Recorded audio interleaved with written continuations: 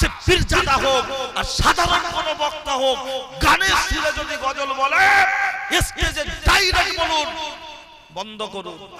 সে পীরজাদা হোক আর সাধারণ কোন বক্তা হোক, গানের সুরে যদি গজল বলে স্টেজে ডাইরেক্ট বলুন বন্ধ করুন। কি বলছি বুঝতে পারছেন? বসিরহাট আল্লামা হুজুর লিখেছেন, কেউ যদি গানের সুরেও কোরআন তেলাওয়াত করে সে বেঈমান হবে। গানের সুরে কোরআন তেলাওয়াত করলে যদি বেঈমান হয়, আর গানের সুরে গজল শোনালে কি হবে? তাদের টাকা দিয়ে ভাড়ায় করে নিয়ে আসবো, সে বলবে নিরাপত্তার সাথে। আমার বয়স্ক বাচ্চা ছাড়া যারা গান টান বোঝে না, শোনে না, আলাদা কথা, কিন্তু যুবকরা তো বলবে, ওরা তো বলবো দাদা এটা গানের সুর বলছে, তুমি একটু মানা করে দাও না, ওরা ভালো লাগছে। হ্যাঁ ঠিক আছে চলেন, কদিন পর হাড়োয়ার মেলা, ওদিকে একটু না গেলে হবে না। এখন বই মেলা, পরে তো আসল মেলা হবে। মেলা আমাদের ভাবিরা সেখানে গিয়ে খায় শুধু খেলা। ও কথা আসছি রাতের বেলা, ঠিক আছে চলেন, আগে এক একটা করে ক্লিয়ার করে যাই। কি বলছিলাম, বাপ মাকে আঘাত করে কাবা শরীফ থেকে ইমাম সাহেব ভাড়ায় করে নিয়ে আসলেও ওর জন্য দোয়া কবুল হবে না। প্রমাণ তো আমাকে দিতে হবে। অনেকে বলে হুজুর আমার আব্বার মুখে দাড়ি নাই, আমার আব্বা নামাজ পড়ে না। আমার মা যদি বেশ্যাবৃত্তি করে, আমার মা যদি বেশ্যাবৃত্তি করে, আমার বাপের মুখে দাড়ি থাক আর নাই থাক, ওই আব্বা ওই মা আল্লাহর কাছে দোয়া চাইলে কবুল, বদদোয়া করলে কবুল, এতে কোনো সন্দেহ নাই। তুমি হুজুরের মাজারের বাক্সয় টাকা দিচ্ছ, হাড়িতে টাকা দিচ্ছ, হুজুর জলসা এসছে হাতে হাতে বসা দোয়া করবেন, 100 টাকার নোট দিচ্ছ, 50 টাকা দিচ্ছ, 20 টাকা দিচ্ছ। কোন হুজুর কি বলেছে আমার সাথে মুসাফা করতে গেলে টাকা দাও? কিন্তু হুজুরকে দিচ্ছে কেন? খুশি হয়ে। জলকরের বড় মাছ দিচ্ছি হুজুরকে, হুজুর খাও। অথচ আজকের দিনে জলসা হচ্ছে তোমার বাপের হাতে, মায়ের হাতে 50টা করে টাকা, 100টা করে টাকা হাত খরচা দেওয়ার দরকার আছে না নাই? শালি এসেছে, তাকে বলছে কি ফুচকা খাবে? শালার বউ এসে বলছে কি খাবে? হবে যেন মনে হয় এমনি না, চিবিওর গালে দিলে ভালো হয়, তারপরে খুশি। শালির হাত খরচা দিচ্ছে, শালার বউয়ের হাত খরচা দিচ্ছে, বউকে দিচ্ছে। আমার ভাগনা ভাগ্নি, আমার ছেলে মেয়ে, আমার আব্বা মার কাছে গিয়ে কেউ বলবে দাদা, কেউ বলবে নানা, দাও না 10 টাকা খাবার কিনে দাও না, বলতে পারে না? পারে না?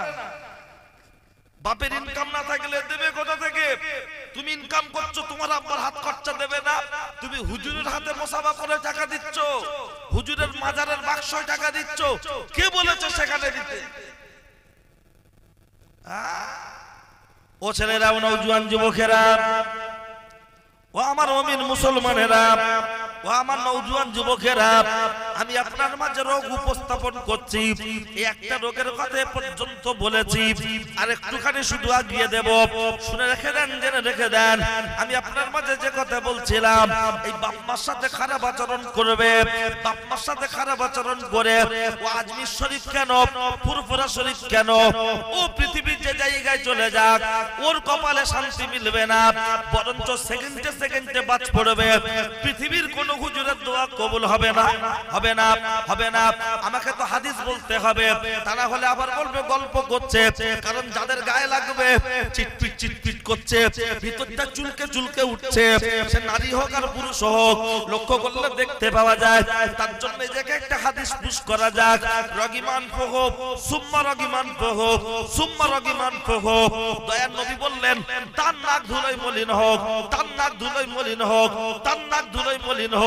সেটা কারা কারা ব্যাখ্যায় নিশ্চয়ই একটু পরে দেব। এখন আপনার অটোমেটিক একটু জ্বালা করতে থাকো। হাদিসটা বলেছি, সাদ্দাম কোন কথা এমনি এমনি বলে না, তার মধ্যে নিশ্চিত আপনার বাস্তবতা রয়েছে, শিক্ষণীয় বিষয় রয়েছে, প্রয়োজন রয়েছে। তাই আমি আপনার মাঝে উপস্থাপন করছি। হাদিসের একটা সাইড যেমন বলে রেখেছি, আর একটু শুনে রেখে দেন, জেনে রেখে দেন। বাপ মা দোয়া করলে কবুল হয়, বদদোয়া করলে কবুল হয়। প্রমাণ দেওয়ার জন্য আমি আপনার মাঝে গল্প করব না, বুখারী শরীফের রিওয়ায়াত থেকে কথা টানবো, বুখারী শরীফের রিওয়ায়াত থেকে কথা টানবো। ও ছেলেরা, ও নওজোয়ান যুবকেরা, আগে দোয়ার কথাটা বলে দি, তারপরে বুখারী শরীফের রিওয়ায়াত থেকে অন্য কথা টানবো। রাসূলুল্লাহ দাঁড়িয়ে রয়েছেন, একজন মহিলা এসে বলছেন, ইয়া রাসূলুল্লাহ, ইয়া হাবিবাল্লাহ, আমার স্বামীর মউতের জাকানদানি চলছে, মনে হয় সম্ভবত আল্লাহ ভালো জানে, কিন্তু তার প্রচন্ড কষ্ট হচ্ছে, মনে হয় সে বাঁচবে না। আল্লাহর নবী বললেন, ও মহিলা, তোমার শ্বশুর শাশুড়ি কেউ কি জীবিত আছে? মহিলা বললেন, ইয়া রাসূলুল্লাহ, আমার শ্বশুর হায়াতে বেঁচে নাই, তবে আমার শাশুড়ি বেঁচে আছে। আল্লাহর নবী বললেন, তোমার শাশুড়িকে ডেকে আনো। যখন ডেকে আনা হয়েছে, জিজ্ঞাসা করা হচ্ছে, ও মহিলা, ও বৃদ্ধা জননী, তোমার বাচ্চার আচার আচরণ ছিল কেমন? আল্লাহর নবীর কথা শুনে মা জননী বললেন, ইয়া রাসূলুল্লাহ, আমার বাচ্চার আচার আচরণ ছিল খুব ভালো। গ্রামে 10 জন দানশীল ব্যক্তির মধ্যে আমার ছেলে হলো একজন। আল্লাহর নবী বললেন, ও কথা জিজ্ঞাসা করি নাই, আমি ও কথা জিজ্ঞাসা করি নাই, তুমি মা তোমার সাথে কেমন আচরণ করতো গো? তখন মা ডুকরে কেঁদে উঠে বলছে, গো ইয়া রাসূলুল্লাহ, ইয়া হাবিবাল্লাহ, আমার সাথে খুব জঘন্য ব্যবহার করতো, আমার সাথে খুব খারাপ ব্যবহার করতো। আল্লাহর নবী বললেন, ও বাবা আলী, জলদি করে যাও না চলি, ওই যে গাছ দেখতে পাচ্ছ, ওখান থেকে কিছু শুষ্ক কাঠ নিয়ে এসো। মা জননী জিজ্ঞাসা করছেন, ইয়া রাসূলুল্লাহ, কাঠ নিয়ে কি করবেন? বলছে, কাঠকে সাজিয়ে দিয়ে আগুন ধরিয়ে দেব, আগুন দাউ দাউ দাউ দাউ করে জ্বলবে, তোমার বাচ্চাকে আগুনে নিক্ষেপ করে দেব। মা ডুকরে কেঁদে উঠে বলছেন, ইয়া রাসূলুল্লাহ, ইয়া হাবিবাল্লাহ, আমি মা বাচ্চার জন্য জীবন দিতে রাজি আছি, কিন্তু আমার বাচ্চাকে আগুনে ফেলতে দেব না। একবার জোরে বলুন সুবহানাল্লাহ। রাসূলুল্লাহ মায়ের কথাকে লক্ষ্য করে আমার নবী চক্ষু মোবারক থেকে অশ্রু মোবারক গড়াচ্ছে। কেন? আমি বাপারা, আমি মাহারা, কে? নবী। মায়ের গর্ভে থাকা অবস্থা আব্বাকে হারিয়েছেন, আব্বার সমাধি স্থান দেখার জন্য মাকে বারবার বলতেন, আব্বাজির কবর দেখবো, আব্বাজিকে দেখবো, আব্বাজিকে দেখবো। মা আব্বা থেকে তো দেখাতে পারছে না, আব্বার কবরটাকে দেখিয়ে ফিরবেন, সেই সময় আম্মা ইন্তেকাল করেছেন। আমার নবী বাপারা, মাহারা, আমার নবী বুড়িমার কথাকে খেয়াল করে ভাবছে, আরে ওরা বাপ মাকে হায়াতে পেল, তার সাথে এত জঘন্য ব্যবহার করছে। আমি এতিম মুহাম্মদ, বাপারা মুহাম্মদ, মাহারা মুহাম্মদ, আমি আমার আব্বা মাকে হায়াতে পাইনি, আরে এত খারাপ ব্যবহার করছে। মাকে লক্ষ্য করে বললেন, মা তোমার বাচ্চার জন্য একটা কাজ আছে, সেই কাজটা খুব কঠিন কাজ, তুমি কি পারবে? তখন মা জননী ডুগরে কেঁদে উঠে বললেন, ইয়া রাসূলুল্লাহ, বাচ্চার সুবিধার জন্য বাপ মায়ের কাছে কোনো কাজ মায়ের কাছে কঠিন হতে পারে না।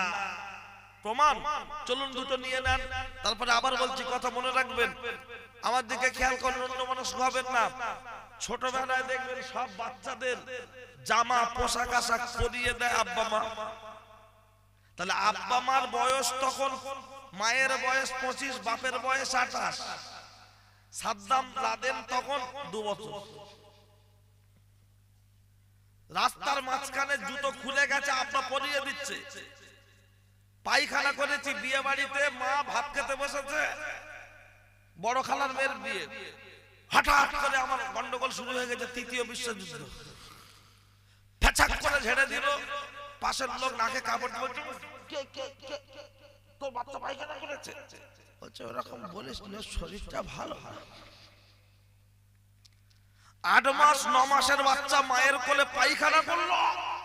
মা ভাত বিরানি মাখাতে খেতে খেতে খেতে খেতে অর্ধেক রেখে দিয়ে ধুয়ে পরিষ্কার করে আবার এসে ভাত খেলো। সেই মা এখনকার সময় সেই ছেলে ধীরে ধীরে ধীরে ধীরে বড় হলো। রজনী, তুলসী, বিমল, মুসাফির, দিলবাগ, শান্তি ছিটচার গালে দিচ্ছে আর বলছে, हम सब पोल्ट्री का बच्चा है, हमारा फादर मदर नहीं है। ও বুড়ো বুড়ির মুখ দেখবে না বলে বারান্দায় পাঁচিল দিয়ে ঘিরেছে। বুড়ির মুখ দেখবে না, বুড়োর মুখ দেখবে না। ওর বাড়ি, ওর শ্বশুর বাড়ি হলো সেই হিঙ্গলগঞ্জ বর্ডারের কাছে। ও শ্বশুর এসে 2 মাস 3 মাস করে থাকে, মনে হয় যেন এটা জামাই বাড়ি না, কলকাতার পিজি হসপিটাল। এখান থেকে কলকাতা ডাক্তার দেখাতে যায়। আর নিজের বাপ আর মাকে মাসে একদিন খবর নেওয়ার মতো ওর মন মানসিকতা থাকে না। এরকম কিছু বিলুতি হাইব্রিড মার্কা মুসলমান আছে না নাই? আজকের দিনে ওই ঈদের দিনে খাচ্ছে কেজি কেজি লাচ্চা, হলদিরামের খাচ্ছে লাচ্চা, নিজেকে প্রমাণ করছে বিরাট বড় সাচ্চা। লিখে রেখে দাও, ওর কপালে বাজ পড়ছে, আপনারা বুঝতে পারছেন না। বলবেন তাই? হ্যাঁ বলবেন বাজ পড়বে, প্রমাণ দিতে পারবেন? আবারও বলছি, প্রমাণ না দিতে পারলে 4 চাকা গাড়িটাতে দিয়ে যাব। মনে আগুন ধরেছে কোথায়? আমেরিকায় আগুন জ্বলছে না? আমেরিকায় আগুন জ্বলছে। যদিও এসব বিষয় আমি খুব একটা আজকের বলার ইচ্ছা নেই, তারপরেও আগুনটা জ্বলছে। আগুন আজ 1 সপ্তাহ ধরে আগুন জ্বলছে।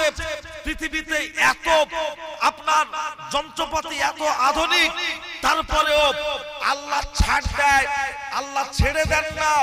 ফিলিস্তিনের উপরে জুলুম চলছে, অত্যাচার চলছে। তারা মদদ জোগাচ্ছিল।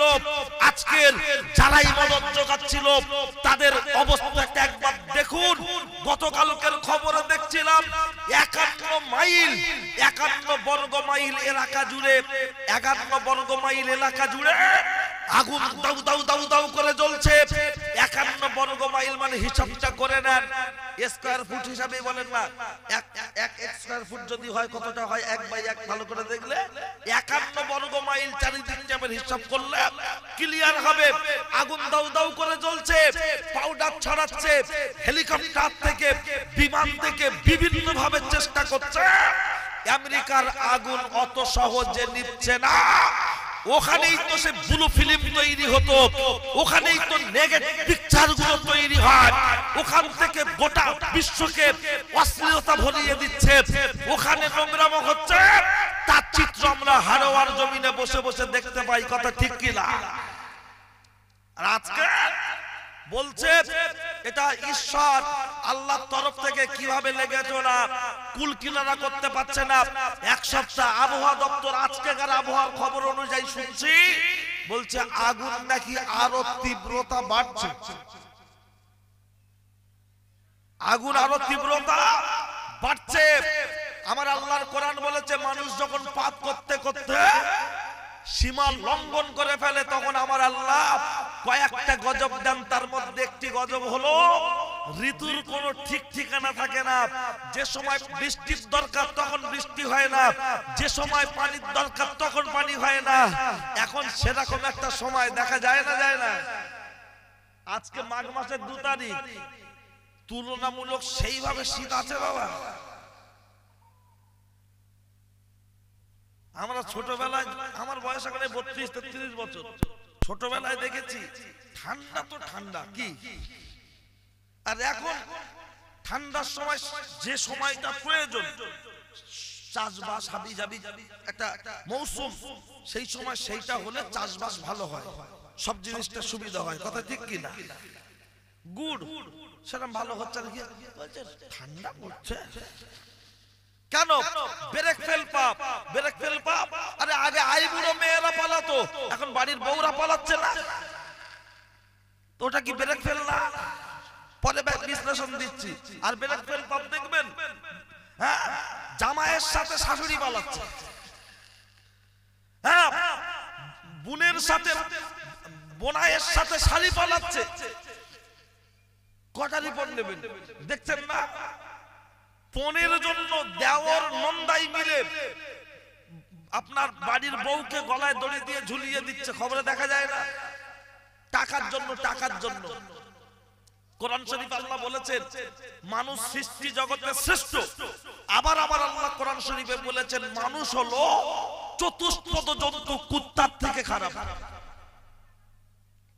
মায়েরা তোমরা শুরু থেকেই বলেছি এত কথা বলো না, আমি জানি মহিলা অনেক চাপ হয়েছে, বসার মতো সেরকম জায়গা অকুলন হতে পারে, তার জন্য চিল্লাচিল্লি নাই, বসো আমি দিচ্ছি একটু, আমি আগে এই দিকটা দিচ্ছি বলে ওদিকটা এখন যাইনি, ঠিক আছে আমি দিচ্ছি ঠিক সময়। এখানে দেওর ভাসুর শ্বশুর সবাই বসে আছে, ওখান থেকে যদি ওর গলার আওয়াজ এরকম শোনা যায়, ও বাড়ি একার মদ্দা লোকটার গলার আওয়াজ কেমন দেয়, তখন একদম পুরো আলোচনা করতে হয় না, মানে ওর জ্বালায় স্বামী চুপ করে থাকে, যেন কথা বলি যদি ছেড়ে দেয়, চল চল তন্তত্ব বজায় রাখুন। কি বলছিলাম, হে উপস্থিত জনমণ্ডলী, আমি আপনার মাঝে যে কথা বলছিলাম খেয়াল রাখুন। মানুষ যখন পাপ করতে করতে ব্রেক ফেল পাপ করবে, আমেরিকার দিকে একবার খবর নিয়ে দেখুন, গুগলে সার্চ করুন, যদি পরিচিত কেউ থাকে খবর নিন।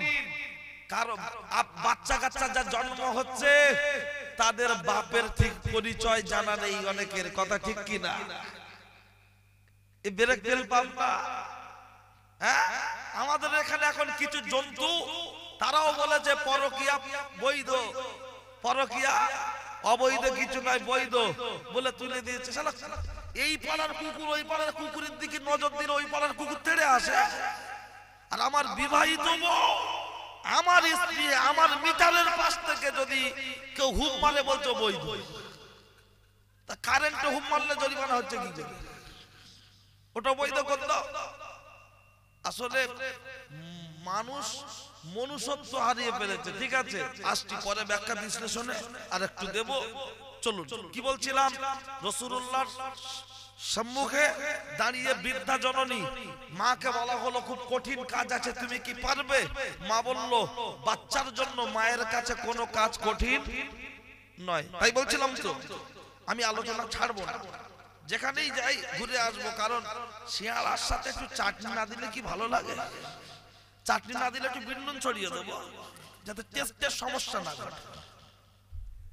তাহলে বুড়ো বুড়ির মুখ দেখবে না বলে ও যদি বারান্দায় ঘিরে নেয়, আর আজকের ঘন্টা দেশে বসে যদি ওয়াজ শোনে, আমারলে বিচার করতে যাচ্ছে ওর বাপের বাড়ি, কেন আমার শালার আর শালার বউ নাকি আমার শ্বশুর শাশুড়ি দেখে না, কিন্তু আমার বউ আমার বাপ মা দেখতে দেয় না, অথচ আমারলে বিচার করতে যাচ্ছে। এরকম কিছু পাকা শয়তান আছে না ভাই? ও ভাবি বলো করে শুনে নাও, ও ভাবি শুনে নাও, নিজের বাপ মার বেলা এখান থেকে ফোনে হুমকি দিচ্ছে, ভাবি দেখো তোর শ্বশুর শাশুড়ির বেলা কি হয়েছে।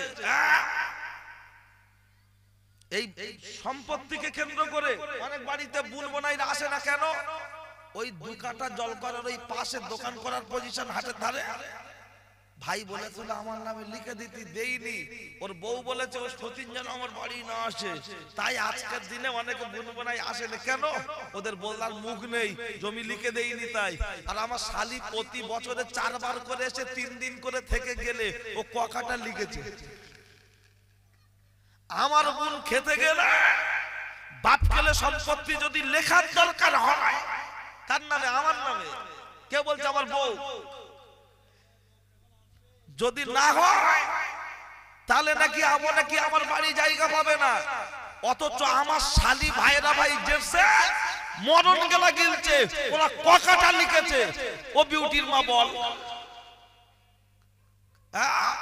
বিবেকে বাজ পড়েছে। চলো ও ছেলেরা, ও নওজোয়ান যুবকেরা, ও আমার মুরব্বিয়ান বাপ, অন্যায় হলে আমার করে দেবেন মাপ। আমার নাম সাদ্দাম, আমার নেই কোনো দাম, কথাগুলো হবে টাইগার বাম, শুনলে আসবে অনেক কাম, দিতে পারবো না আপনাদের সময়ের দাম। আমি যে কথা বলছিলাম লক্ষ্য করলে দেখতে পাওয়া যায়, আল্লাহর নবী সাল্লাল্লাহু আলাইহি ওয়াসাল্লাম বললেন, ও মা জননী, বাচ্চার জন্য যে কাজটা করতে হবে ওই কাজটা হলো অত্যন্ত কঠিন। আল্লাহর নবী সাল্লাল্লাহু আলাইহি ওয়াসাল্লামের কাছে দাঁড়িয়ে মা জননী বললেন, ইয়া রাসূলুল্লাহ, আমি বাচ্চার জন্য ওই কঠিন কাজ করে দেব, ওই কঠিন কাজ করে দেব। অত্যন্ত দুঃখের সাথে বলতে হয় এখন প্রত্যেকটা বাড়িতে দুটো তিনটে করে খাট তক্তা বসাছে না নাই, খাট তক্তা বসাছে না নাই। কিন্তু 30 বছর আগে আমরা যখন মায়ের কোলে, তখন কি বাড়িতে বাড়িতে খাট ছিল বলে মনে হয়? তক্তাবশ খুব কম, তক্তাবশ খুব কম। এখন বাড়িতে বাড়িতে খবর না, ব্ল্যাঙ্কেট 3টে 4টে তোলা আছে না নাই? কুটুম আসলে কিন্তু তারা ব্যবহার করবে। কিন্তু আমরা যখন কোলে ব্ল্যাঙ্কেট তুলে রাখা ছিল না, ব্যবহার করতে সেই পাতলা পাতলা গায়ে ফুটে যেত কম্বল, চটের বস্তা মতো মনে নেই ওই কম্বল। মা শুইয়ে দিয়েছে ডান দিকে, হঠাৎ পেচ্ছাপ করে দিয়েছি, রাতের বেলা দিয়ে কাঁপছি। বাড়িতে তো কারেন্ট নেই, এলাকায় কারেন্ট নেই। মা ঘুমের ঘরে হাত দিচ্ছে, অর্থাৎ টেস্টার ঠেকাচ্ছে, টেস্টার দিয়ে দেখছে, হ্যাঁ লাদেন ঝেড়ে দিচ্ছে। মা তুলে বাম দিকে শুইয়েছে, আবার বাম দিকে 2 ঘন্টা পর যখন ঝেড়ে দিয়েছে আবার কাঁপছে, ডান দিক ভিজলো বাম দিক ভিজলো, এক্সট্রা কাটা কম্বল কিছু নেই।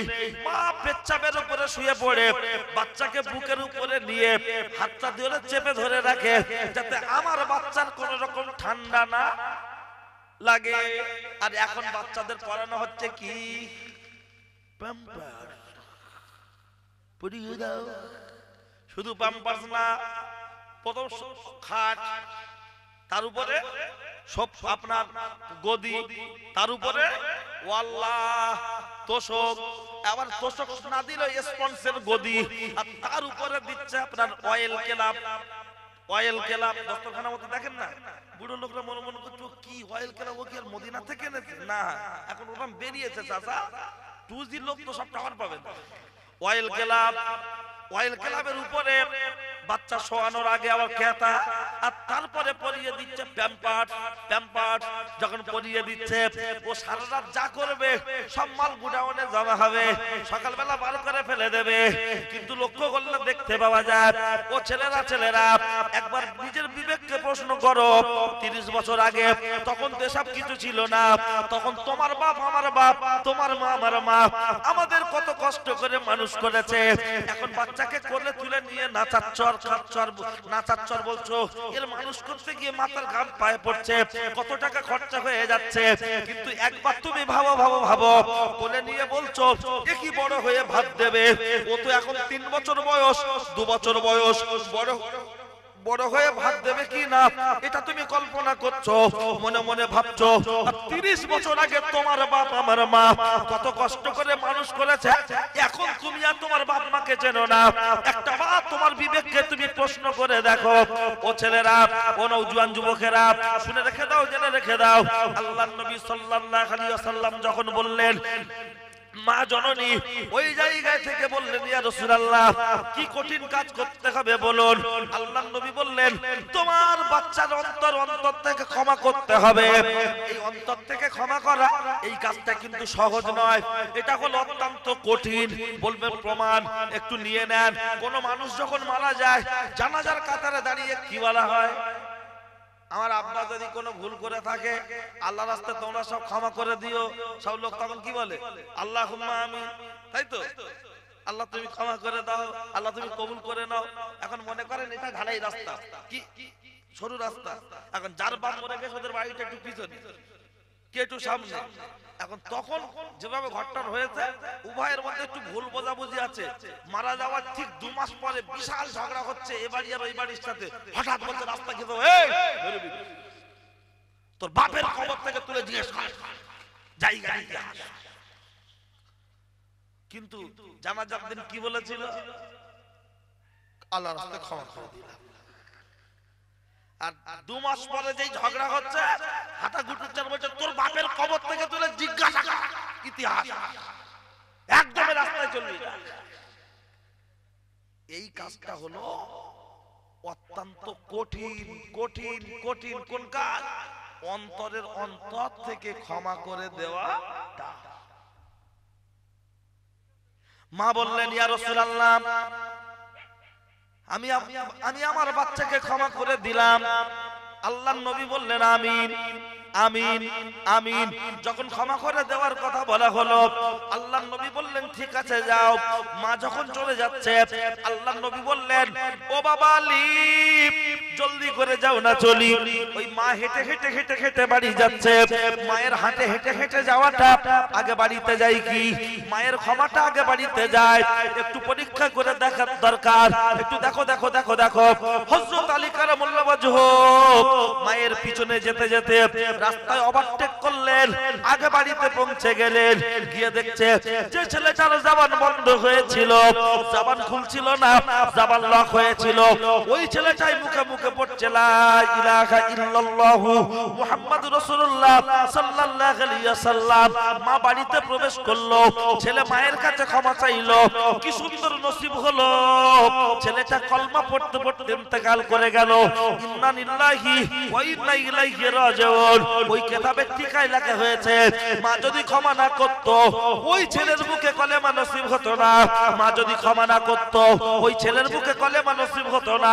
ও শহীদুল শফিকুল মনিরুল, শুনে রেখে দাও, জেনে রেখে দাও, সাংসারিক জীবনে শাশুড়ি বৌমা ঝগড়া হতে পারে, মায়ের বেটা ঝগড়া হতে পারে, বাপ বেটা ঝগড়া হতে পারে। বউ যেমন রেগে গেলে হাত ধরে ভাত খাওয়াও, ভাত বেড়ে নিয়ে গালে দিয়ে বলো সোনা খাও সোনা খাও। যখন খুব কথা শোনে না, এমন ছেলে আছে বলে ফেলছে ধরম মা, পরে ফোন করে বলছে হুজুর বলে ফেলেছি, এখন কি করা যায়? লক্ষ্য করলে দেখতে পাওয়া যায় বউয়ের যদি পায়ে ধরে রাগ ভাঙানো যায়, বউকে যদি পায়ে ধরে রাগ ভাঙানো যায়, বউকে যদি জোর করে ডেকে ডেকে খাওয়ানো যায়, সাংসারিক জীবনে অশান্তি হতে পারে, বাপ বেটায় অশান্তি হতে পারে, মায়ের বেটা অশান্তি হতে পারে, শাশুড়ি বউ অশান্তি হতে পারে। মায়ের হাতটা জোরে যদি ডেকে বলি মা ভাত খাও ভাত খাও, তুমি না খেলে আমি খাবো না, ছেলে যদি 3 বার 4 বার 5 বার ডেকে বসিয়ে দেয়, ওই মা না খেয়ে থাকতে পারে না, না খেয়ে থাকতে পারে না। কিন্তু না না না না না, সে সিফাত নেই। ও ছেলেরা, ও নওজোয়ান যুবকেরা, শুনে রেখে দেন, জেনে রেখে দেন, মায়ের দোয়া এবং বদদোয়া একটা বলেছি, বুখারী শরীফ থেকে প্রমাণ দেব, অবশ্যই ও পর্যন্ত থাক। দ্বিতীয় হৃৎপিণ্ডের অনেকগুলো রোগের মধ্যে দ্বিতীয় নম্বর রোগটা একটু বলে নি, আর একটা রোগের কথা একটু বলে নি, তারপরে আবার এখানে ব্যাক করব। বলবেন কি রোগ আছে? শুনে রেখে দেন, জেনে রেখে দেন, অনেকগুলো রোগের মধ্যে আরো একটি রোগ হলো একটা, যেটা আমার আল্লাহর কোরআন বললেন, সেটা আমার আল্লাহর কোরআন জানিয়ে দিয়েছে, আমার আল্লাহর কোরআন জানিয়ে দিয়েছে আল্লাহুল বাইয়া ওয়া হারামার রিবা। তোমাদের জন্য ব্যবসাটা হলো হালাল, সুদটা হলো হারাম। ব্যবসাটা হলো হালাল, সুদটা হলো হারাম। সুদ খেলে কতটা গুনাহ হয়। ও পর্দার আড়ালে মার বোন, ভিতরে ভিতরে নিয়েছো বন্ধন লোন। ও পর্দার আড়ালে মার বোন, ভিতরে ভিতরে নিয়েছো গ্রুপ লোন। কানটা খাড়া করে শুনে রেখে দাও, ও সুদখোর মায়েরা, ও ঘুষখোর মায়েরা, কানটা খাড়া করে শুনে রেখে দাও। যেখানে আল্লাহর নবী বলেছেন, আল্লাহর নবী বলেছেন আর রিবা সাবুনা গুবান আইসারুহা আন ইয়ানকির রাজুলু উম্মাহু। সুদ খেলে যারা সুদ খায়, শুনে রেখে দাও, জেনে রেখে দাও, সুদ খেলে 70 ধরনের গুনাহ হয়, সুদ খেলে 70 ধরনের গুনাহ হয়। তার মধ্যে সবচাইতে ছোট গুনাহ হলো যেটা, তার মধ্যে সবচাইতে ছোট গুনাহ হলো যেটা নিজের মায়ের সাথে বিবাহ করা, নিজের মায়ের সাথে বিবাহ করা। নিজের মায়ের সাথে যদি একটা রাত কাটানো হয় যতটা গুনাহ হয়, একটা পরপুরুষের সাথে 36 বার জেনা করলে যতটা গুনাহ হয়, যারা সুদ দিচ্ছে সুদ নিচ্ছে কতটা পরিমাণ গুনাহ হচ্ছে। ও বড় ভাবি, ঘন্টার ভিতরে খামটা নাচ করছো, অথচ বন্ধনের স্যার যখন চলে আসছে, বন্ধনের স্যারের পাশে বসে বসে গা ঘাসাচ্ছ, গা ঘষছো, গা ঘষছো, অথচ পাড়ার ভিতরে ছেয়ে গেল বন্ধনের স্যারের সাথে বিশাল হাসি খুশি ভাব। দেখলে মনে হবে বন্ধনের স্যার মনে হয় ক্লাস 5 এর লাভাত ছিল, ক্লাস 10 ছিল, তখন মনে হয় আলাদা হুপ কানেকশন ছিল। এমন ঘন্টার ভিতরে খামটা নাচ করছে। আর যদি আপনার লোনের বিরুদ্ধে বেশি বলা হয়, তখন একদম নামধারী মুসলমান, আধার কার্ডে মুসলমান, প্যান কার্ডে মুসলমান, ও চাল চলন দেখলে খ্রিস্টান খ্রিস্টান ভাব।